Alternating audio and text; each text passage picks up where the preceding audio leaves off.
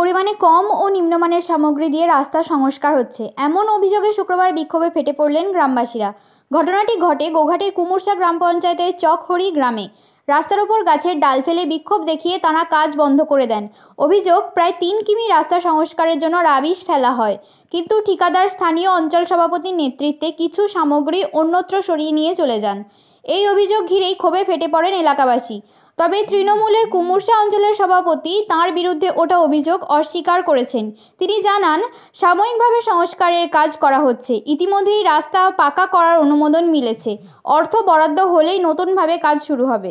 এটা হচ্ছে কুমুরসা গ্রাম পঞ্চায়েতের আন্ডারে চকহরি গ্রাম, চকহরি নাজিরপুকুর মোড় থেকে আপনার চকহরি প্রাইমারি স্কুল পর্যন্ত এই রাস্তাটা দীর্ঘ কাল যাবত এটা পিচ করার একটা দাবি ছিল। যখন 2009 সালে বাকি রাস্তাগুলো আমাদের পিচ হয়েছিল, তখন থেকে আমাদের ডিমান্ড ছিল যে এই রাস্তাটা পিচ করা হোক। কিন্তু আমরা সরকারের কাছে এবং পার্টির পঞ্চায়েতের কাছে মেম্বারদের কাছে দরবার করে আমরা কোনো রকম কোনো সুফল পাইনি। তারপর থেকে এই রাস্তাটা বিগত 8-10 বছর সম্ভবত কোনো রকম কোনো কাজ হয়নি। একবার বলে ঢালাই হবে, একবার বলে পিচ হবে, কোনো কাজ হয়নি। ভোট এলে এইসব বক্তব্য শোনা যায়, কিন্তু ভোট থাকতে কাজ হয় না। এইবার সামনে এই বছর বর্ষাতে বিরাট ভীষণ বাজে অবস্থা। আমরা গ্রামবাসীর তরফ থেকে লোকাল আপনার মেম্বার, আপনার প্রধানকে, এমনকি বিডিও অফিসে, এমনকি এমপির কাজ পর্যন্ত আমরা দরাজ করি সাধারণ মানুষ। সেখানে গিয়ে আমাদেরকে আশ্বাস দেওয়া হয় যে আপনাদের রাস্তা ইমিডিয়েট করে দেওয়া একটা ব্যবস্থা হবে। লোকসভা ভোটের আগে আমরা জানতে পারি যে আমাদের পঞ্চায়েত সমিতি মানে বিডিও অফিস, গোঘাটাঙ্গা নম্বর বিডিও অফিসে, যে আপনার আমাদের এই রাস্তার নাকি প্লেট আছে, কিন্তু রাস্তা প্লেট আছে, কিন্তু আমরা রাস্তা সেই প্লেট নিয়ে এসে রাস্তাতে মারাও হয়নি এবং রাস্তার কাজও হয়নি। আজকে আমরা গ্রামবাসীরা তরফ থেকে আমরা আসি, এসে কন্ট্রাক্টর মহাশয়কে আমরা বলি, কন্ট্রাক্টর মহাশয় জাহির খান, আমার নিজে এই কাজটা করছেন, এরকম কথা তো আমাদের কাছে অঞ্চল সভাপতি বা প্রধান সাহেব বলেননি। তাহলে এভাবে এই যে অল্প অল্প মাল দিচ্ছেন, এই অল্প অল্প মালে কিভাবে কি কাজ হবে? তো তিনি তৎক্ষণাৎ আমাদের সাথে কোনো রকম ভদ্রাচরণ না করে তেড়ে আসেন, বলেন যে এখান থেকে যা এখান থেকে চলে যা, যে কাজ যেভাবে করার সেভাবে করা হবে। সেই কাজটাকেও এখানে দুটি ওখানে দুটি করে দেওয়া হয়েছে, যেটা আপনি ফুটেজে দেখেছেন। তো উনি তেড়ে আসেন আমাদের কাছে, আমাদের দিকে তেড়ে আসেন, তেড়ে এসে আমাদেরকে থানা পুলিশ কোর্ট কাছারির ভয় দেখান এবং পার্টির প্রেসার দেন। কন্ট্রাক্টর আমাদেরকে ধমকাচ্ছে, চমকাচ্ছে।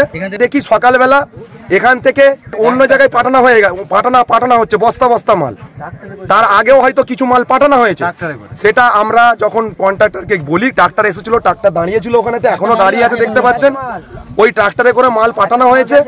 তো সেই এমতো অবস্থায় আমরা সরকারের কাছে বিশেষ করে সরকারের প্রতি আমাদের আস্থা আছে, কিন্তু যেসব চোর বাটপার কন্ট্রাক্টর বা নেতাগুলোকে দলে জায়গা দেওয়া হয়েছে, যাদের কারণে আজকে তৃণমূল সরকারের এই দলটার এই অবস্থা, তাদের আমরা বিচার চাই। আমরা তৃণমূল সরকারের বিরুদ্ধে না, আমরা সবাই তৃণমূলের কর্মী সমর্থক। আমি নিজে যে অপকর্ম অন্যায়ের বিরুদ্ধে লড়ে আমরা তৃণমূল দলকে ক্ষমতায় নিয়ে এসেছিলাম, সে অপকর্ম, সে অচ্ছুত লোকগুলো, সেই ডাকাত লোকগুলো আবার এই দলটাকে এসে নষ্ট করছে। সেই ডাকাতগুলোর ব্যবস্থা হোক এবং প্রশাসন ইমিডিয়েট যেভাবে রাস্তাটা কঠোর ব্যবস্থা নিয়ে যেভাবে রাস্তাটাকে যেন খুব সুসংগঠিতভাবে একটা পিচ করে দেওয়ার আমরা করজোড়ে নিবেদন জানাচ্ছি। কেন একটা স্কুল আছে এবং পুরো গ্রামটা এর উপর নির্ভর করে। তো আমি আবেদন করব সরকারের কাছে গ্রামবাসীর তরফ থেকে যে অন্তত এই রাস্তাটুকু আপনারা করে আমাদেরকে ধন্যবাদ। আমার নাম শেখ মুশারফ হোসেন। কোথাও মাল নিয়ে যায়নি, অঞ্চল সভাপতি এসে 10 বস্তা মাল ওদের সাঁওতাল পাড়ায় দেয়। ওদের নাকি সে কলের গর্ত হয়ে গেছে, যখন করে ওই পিএইচডি করে, সেই গর্তে দিবার জন্য 10 বস্তা মাল দেয়। 20 বস্তা ভর্তি করছিল। আমি বললাম যে অঞ্চল সভাপতি ফোন করলাম যে একদম কিন্তু দিয়ে যাওয়া যাবে না এখান থেকে মাল। আমি মানা করলাম ওকে, মানে আমার রেকর্ড আছে। তা অঞ্চল সভাপতি বললো যে 10 বস্তা অন্তত বাঁচলে আবার নিয়ে যাবে। আমি তারপরে ওইখানে দেওয়ার ওইখানে এদের ওইখানে দেওয়ার কথা হয়, ওইখানে ঘর বাড়ি ওইখানে দেওয়ার কথা হয়। আমি বললাম এখান থেকে যা রাস্তা হবে সেই রাস্তার কথা বলা হয়েছে। এইখানে রাস্তাটা করার কথা হয়েছিল যে 50,000 টাকা দেবে, হ্যাঁ, 2 গাড়ি রাবি ফেলবে, ব্যাগস ফেলবে এবং 1 গাড়ি টঞ্চিপে ঘাস ফেলবে 50,000 টাকা। আমি বললাম 50,000 টাকায় আমি করতে পারবো না, 70,000 টাকা আমাকে দিতে হবে। হ্যাঁ, সেই অনুযায়ী কথা হয়ে আমি কাজ শুরু করি। এইখানে এসে আমি যখন কাজ শুরু করি দেখলাম যে গর্তগুলো আছে, গর্তগুলো হয়েও কিছু মাল বাঁচবে, সেই জন্য যেই জায়গাগুলো সমান সেই জায়গাগুলোয় কিছু কিছু মাল বিছিয়ে দেওয়ার ব্যবস্থা করছি। নিম্নমানের টনচিপের কি মাল তৈরি হয়, ভালো কি মাল আছে, তাহলে জনগণ সেটা বলুক যে এইটা ভালো মাল। সেটা অঞ্চল সভাপতি জানে, সেটা অঞ্চল সভাপতি বলবে কেন যাচ্ছে। আমি এই রাস্তাটা আমাকে মৌখিকভাবে বলেছে কাজ করতে, সেই আমি কাজ করি। আমার নাম জাহিদ সুলতান। দেখুন, ওই নাজিরপুকুর থেকে স্কুলডাঙ্গা যে রাস্তাটা, এই রাস্তাটা খারাপ হয়ে গেছে। এই রাস্তাটা আপনারা জানিয়ে রাখি যে এই রাস্তাটা অলরেডি মুখ্যমন্ত্রী গ্রিভেন্স সেলে পিচের জন্য পাঠানো আছে, অলরেডি স্যাংশন হয়ে আছে, টাকা অ্যালট হয়নি বলে কাজটা হয়নি। এবারে যেহেতু রিপেয়ারিংয়ের কথা বলা হয়েছিল, পঞ্চায়েতের প্রধান এসেছিল একদিন, এসে ওখানে কিছু ইট আর ওই ধাস দিয়ে রিপেয়ারিং করার কথা, আর ধাসটা একটু বেশি পরিমাণেই ফেলা হয়েছিল, যেটা লাগার কথা তার থেকে বেশি, কারণ আরও 2-3টা রাস্তা গ্রামে যেখানে যা আছে টুকটাক করে সেখানে দেয়া হবে। এবং সেইখানে পিএইচির রাস্তায় ফুলোরপাড় বলে একটি জায়গা আছে, পিএইচির পায়ে রাস্তাটা গর্ত খোলার জন্য রাস্তাটা একদম সাইকেল মোটর সাইকেলের পারাপারের অযোগ্য।